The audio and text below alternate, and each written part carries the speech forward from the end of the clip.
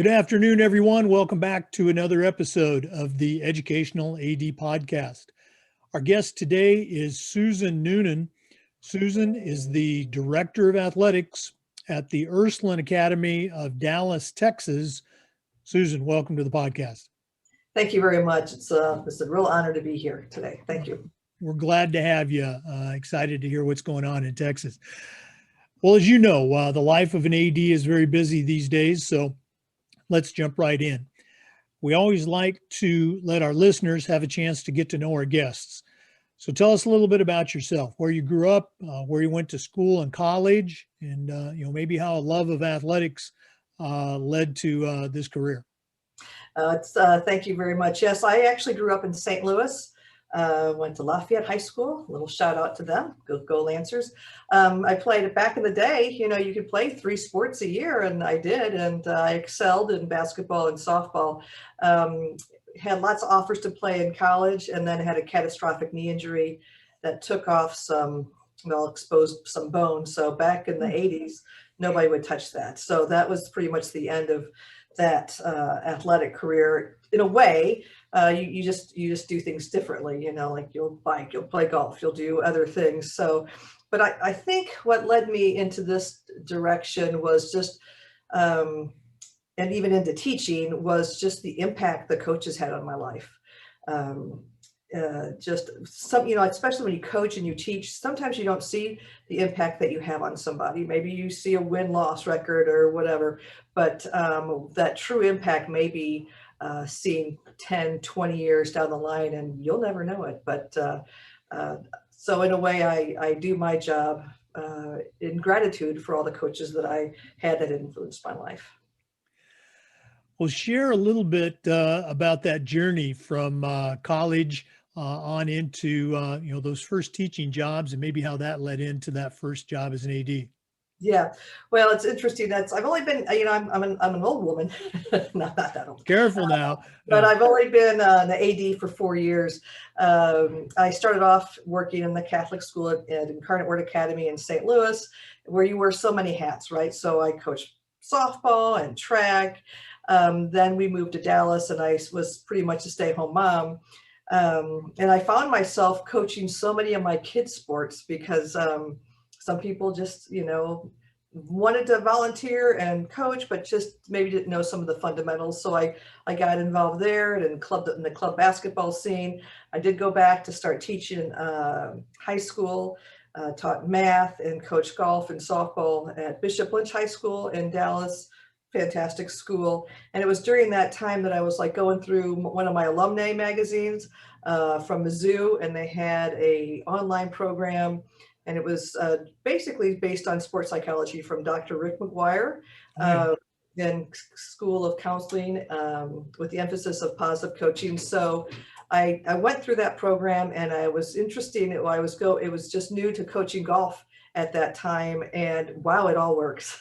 So I just really fell in love with that, how we can use just standard techniques to help promote optimal performance. One of the things I like most about Dr. McGuire, we're still friends. We had a little in the pandemic started, we started off some little newsletters, how do you build resiliency and things like that. So I worked with Dr. McGuire and Sister Lois here to develop a series of 8 or 9 letters that we published. And that's just a real thrill. So just seeing how you can just, promote just optimal performances in a way that, as McGuire says, is demanding, not demeaning, is essential. It's essential, and that's a cornerstone for all of our coaches at Ursuline Academy. And if we need buy-in to that program, and so we use that as our foundation. Unfortunately, we haven't let a few coaches go because they just something that I don't waver on how do we treat our student athletes the way we want to be treated. Mm-hmm. Yeah, that's the connections never cease to amaze me. You mentioned Rick McGuire a long time ago. Gosh, it must have been 87 or 88. I was part of a group of coaches with USA Track and Field in the coaches certification program, and he was in charge of the Yep. sports psychology sessions of that. And just the things that he was sharing back then were just so different from, you know, how I had been coached Yep. as an athlete and how I was coaching as a young coach. So, oh yeah, Rick is great. That leads us into our next topic, this idea of mentors and people who have had an impact on our career. Who are some of the people that you had, either, you know, maybe coaches growing up or people that you worked with or worked for that you would consider mentors? The expression I like to use is I still hear those voices in my head when I'm talking with a coach or a kid or sometimes a parent. So whose voice do you still hear? Oh my goodness, that's an easy one. Well, two. One coach, Coach Smoot, he was a very successful softball coach in the 80s in Missouri, and I was privileged to learn under him. He again demanded excellence, but lots of humor, and gosh, we loved him. He passed away about 10 years ago, so that was a sad day. And currently, I'm still great friends with Carol Fromas. She's a golf coach at St. Joe Academy. She coached me in basketball and track at Lafayette. She's just won her 5th consecutive golf state title, which breaks a record in Missouri. I still see her. I didn't see her this Thanksgiving. We always go back to St. Louis because of COVID, and she's, you know, in her 80s. And so she's just an inspiration of somebody who I always look up to. Locally, Dallas, I think of Jeff Smith. He's one of our TAPS ADs at Trinity Christian Academy. And what I think it's so important when you have a mentor, like I think of Jeff, somebody that you can call on and talk about things, that you see the same thing, that your schools are aligned in mission, and you value the same things, and you find somebody like that. If you find somebody like that, they're invaluable, because it's a hard job, and to be able to talk to somebody about a situation or all this stuff going on with COVID, and to where you can get that support and get some feedback, it's invaluable. No, we hear it in each episode, and it can't be overemphasized, just this importance of networking and the fact that athletic directors, unlike coaches, are always willing to share, you know, what they do and possible solutions. So I appreciate you mentioning that. Let's go and talk about this idea of sharing and best practices. You know, you've seen some pretty successful programs as an athlete, as a coach, and now as an AD. So what are some things that you feel that your staff really does a great job at Ursuline? You know, something that you're particularly proud of, or maybe an initiative that you helped start. Actually, we started several new initiatives, but I'm going to go. Well, I think first of all, hiring the right people. We've got coaches right now that I always say I'm humbled. Like, would I even hire myself? You know, that's how high caliber they are. And I think what the common factor in all of that is connections. They make connections. They make connections with kids. They make connections with parents. They believe in students. They help them grow. Some of the initiatives we've brought here. Again, when I got my master's through Mizzou, I also joined the Association of Applied Sports Psychology, and I've gone to conferences there. And so, how do we bring that into our system? So all of our coaches take the Dr. McGuire's online digital workshop, which is outstanding. It is all based on sports psychology, and how do we get those optimal performances. So all of our coaches do that, and then I was thinking, well, how do we build on that? What do we do? And so I recall I was at an ASP conference, and I went to a UNT, University of North Texas. They've got a very good sports psychology program, and they're up the road here in Dallas, or actually they're in Denton, but north of Dallas. And so yearly now, we're on our 2nd year. They'll have 3 sports clinicians come down, and they'll hang out at practices. Last year, they worked very closely with our tennis and golf team. They work with our coaches. They'll come in early, and our coaches will talk about situations. And so it's a real give and take. And they learn as much as we learn. Now this year, obviously we started off doing some distant learning and whatnot, and our campus was pretty much closed. So the initiatives that we took this year, monthly, our coaches will meet in a Zoom meeting, and it's led by the UNT sports clinicians, and we discuss the topics race matters. And so just becoming more aware, and just learning, and just becoming more aware of what's going on around us is so vitally important, because our kids are facing challenges and hear things and see things that are, let's face it, are just kind of troubling. And how can we best serve our student athletes? And so as coaches, we've been engaged in that, and that's fantastic. Now we will start a student leadership little, I guess, Zoom webinar, I guess, with our student athletes. Each sport is going to, or has selected a freshman, sophomore, junior, and senior, and so they'll work monthly or even bi-weekly with the UNT sports clinicians. We'll separate them for freshman and sophomore, and then junior and senior, because leadership as an underclassman might look a little bit different, and there's challenges may be different than upperclassmen. But we wanted to get that fold of, like, instead of just captains, so often our captains are seniors and then they go, well, then where's that leadership? And so let's start it early. And so that's another initiative. So I would recommend, if you work, if your school is near universities, reach out to see if they have available sports psych students that can come down and work with your teams and your coaches. Very valuable, and it's very exciting. And I think you have to have, again, we're lucky that we have our coaches, as I said, I'm so humbled that they're so fantastic, willing to continue to learn. That we don't have all the answers, how do we reach our kids? Our kids nowadays are so much different than they were 10 years ago. And so we just have to make sure that we're always, meeting those needs. I really appreciate you sharing that, making those connections with those resources in your area, whether it's a university or some other provider. You mentioned something that I'm going to go ahead and jump ahead a little bit in our talking points. One of the questions we've been asking our athletic directors during these interviews revolves around this idea of, social issues and social awareness. And my question is this, what are some things that we as athletic directors, what can we do better in this area of social awareness? You mentioned some things that you had already done with your coaches and students. Tell us a little bit more about that. I think this is, and you're right, this is new. And sometimes you don't even know, I didn't know, like, okay, let's just start this. And I talked to the sports psych people at UNT, let's start this.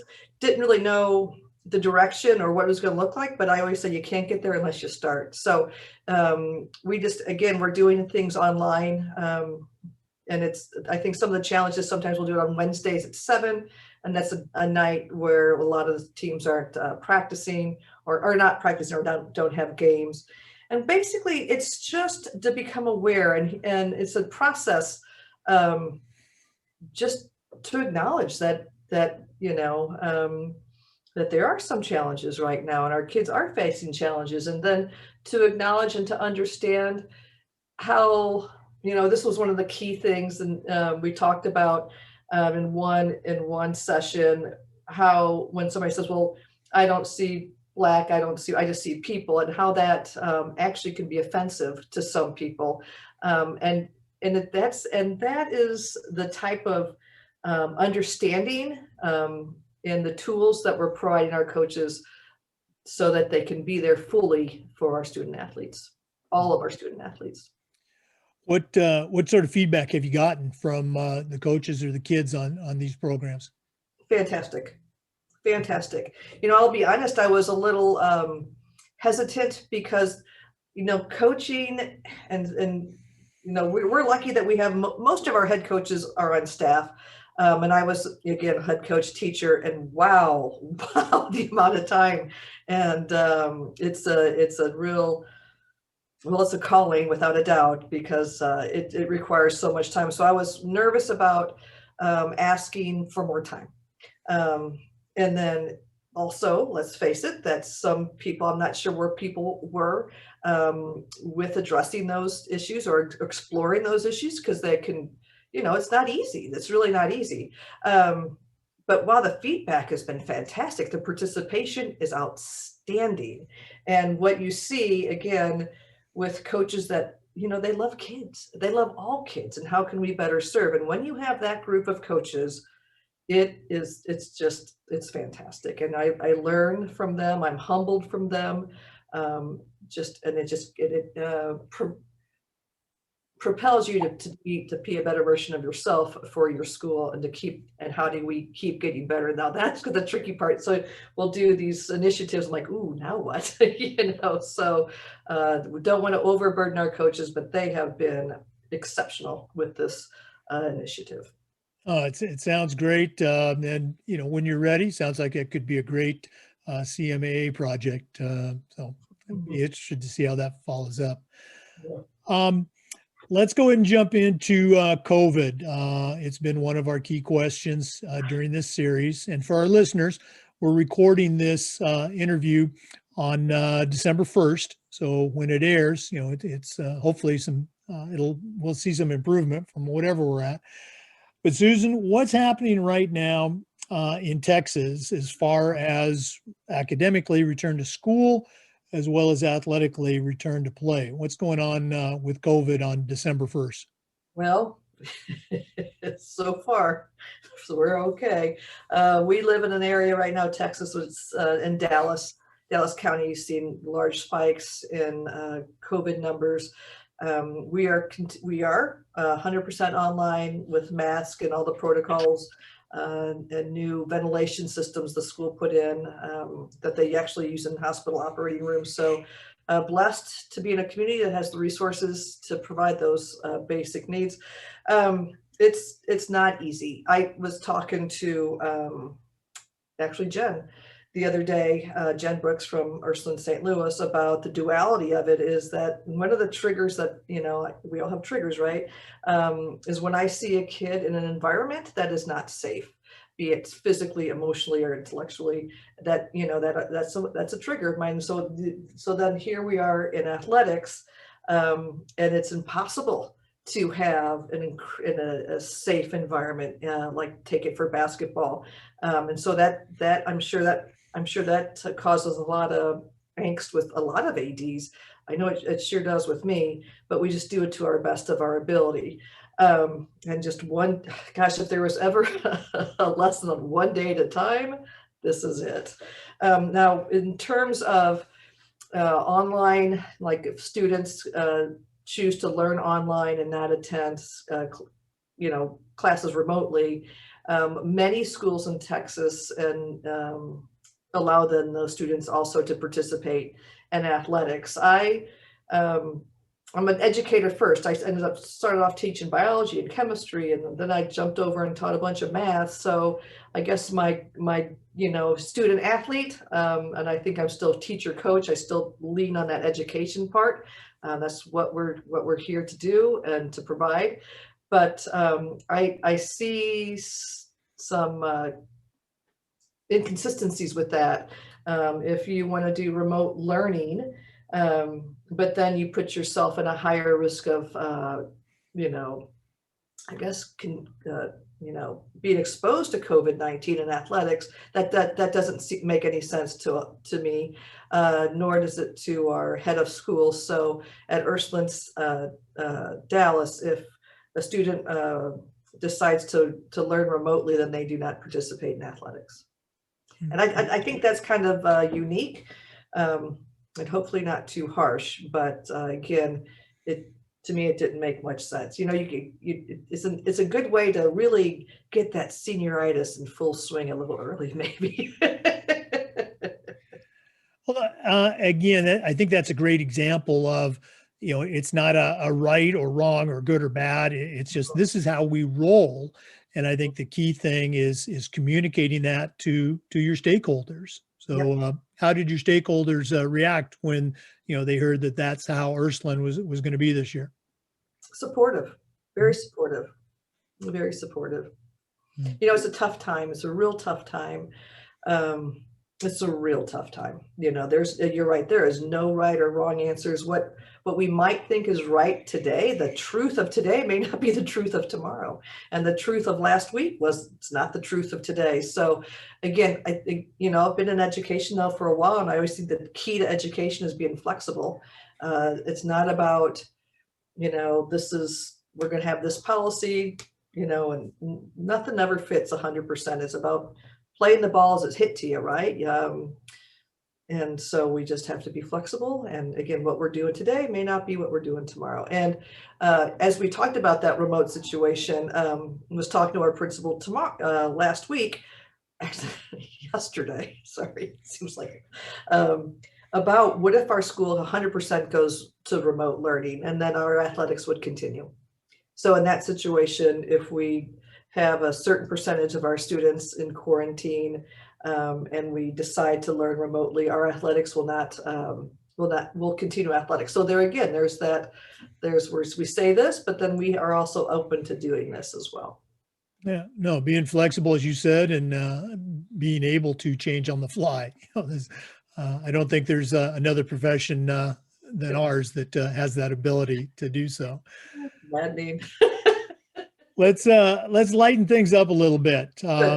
I've been asking our athletic directors. The original question was, what's your favorite part of the job? And of course, they would say it's the kids, as it should be. You shouldn't be an athletic director if you don't like the kids. So, in addition to the kids, what are some of the things that you really enjoy about coming to school each day at Ursuline? I will say this: the people I work with, and the leadership at Ursuline is just unparalleled. We took our athletic office.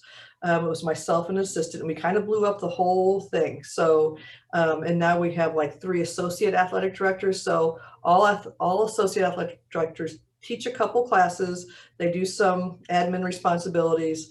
And that was a way to get more head coaches on staff. So, and then they're amazing and they're fun. So, of course, the kids, we love the kids. I love the families. I love getting to know the families. There's nothing, it was hard when I went from Bishop Lynch, I was there for 10 years, to Ursuline, to get to know the families. Like, oh, I taught, the older sister or the younger brother, and to get to know that. But making those connections, working with fantastic people that help you be the best version of yourself is outstanding. No, I agree 100%. We're very blessed at our school where almost all of our varsity head coaches work or teach on campus. And so, you get to see them and the kids get to see them too. But that model you mentioned about having associate ADs, I'm trying to convince my boss to maybe work in that direction a little bit. So I'm going to mention what you said there. Well, I've got a proposal. If you need it, I can send it your way. All right. I may be asking for that. Susan, this has just been great. I had a chance to hear a little bit about you, from Jim Brooks, and, you definitely came through, with flying colors, but we're not done yet. Okay. We always like to wrap up with what we call the athletic director's toolbox. Now, you're a pretty seasoned athletic director, but right now I'm going to task you with sending out a brand new AD on their very first job, but I'm only going to let you put 3 things in their toolbox. What 3 items are going to go in Susan Noonan's athletic director toolbox? Okay. So, but we're going to, okay. Anything that you want, but you only get 3. I get 3. So number 1, be present. 100% be present. Only one way you're going to get to know your coaches and your players and your families is to be present. Number 2, continue learning. Be that a mentor, be that programs we talked about, always be open to learning. And number 3, take care of yourself. It can be all encompassing, this job. If you let it, I could be up here 20 hours a day, but to take time for yourself, and that your health is important. Along with that, like we were talking about, our distributive model of leadership and the associate ADs, we almost have a little bit of a flex time. So if you're up here late, come in later in the day. So really build that component of making sure that you're taking care of yourself as well.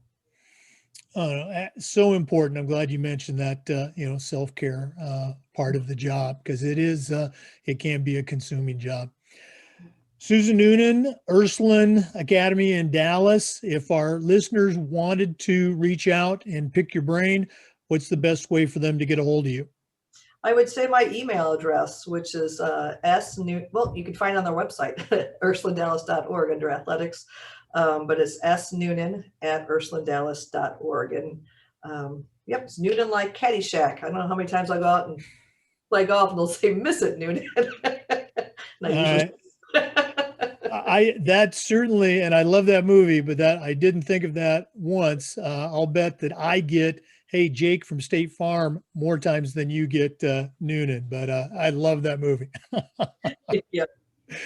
All right, Susan Noonan, thanks so much for being a guest. To our listeners, remember that these Zoom recordings are also being posted on the FIAAA Educational Athletic Director YouTube channel. Thanks as always for listening. Come back again next time for another episode of the Educational AD. Thank you, Jake. Not from State Farm.